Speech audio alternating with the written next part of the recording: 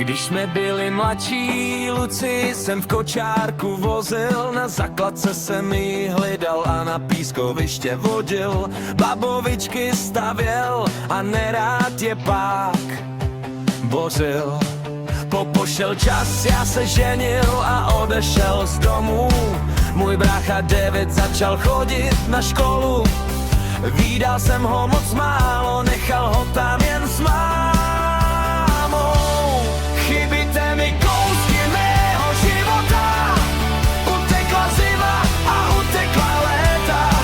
I když jsme dospělí a každej jde sám, v sobě tu naší krev pořád mám. Lucie a Davide, cesta je dlouhá, zůstala ve mně jen upřímná touha. Zase si sednout a neměřit čas, být prostě spolu aspoň na chvíli zas.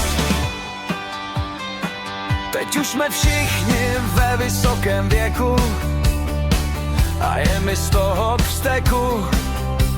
Ztrácím jejich tváře z paměti, proto je chci znova viděti. Vydáme se jednou za pár let, není mezi náma moře ani jiný svět. Jen čekáme na ten první krok, pro nás je to všem moc velký skok. Chybíte mi kousky mého života, utekla zima a utekla léta. I když jsme dospělí a každej jde sám, v sobě tu naší krev pořád mám. Lucie a Davide, cesta je dlouhá, zůstala ve mně jen upřímná touha. Zase si sednout a neměřit čas, být prostě spolu aspoň na chvíli zas.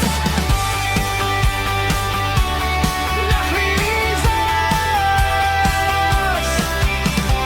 Čas života se nám krátí, možná se ty krásné časy vrátí. S bratrem Davidem a sestrou Lucí budem vzpomínat a smát se všemu, být aspoň na chvíli. Byl bych rád, kdyby jsme našli cestu k sobě, dřív než budem ve vzpomínkách sobě, dřív než zapomeneme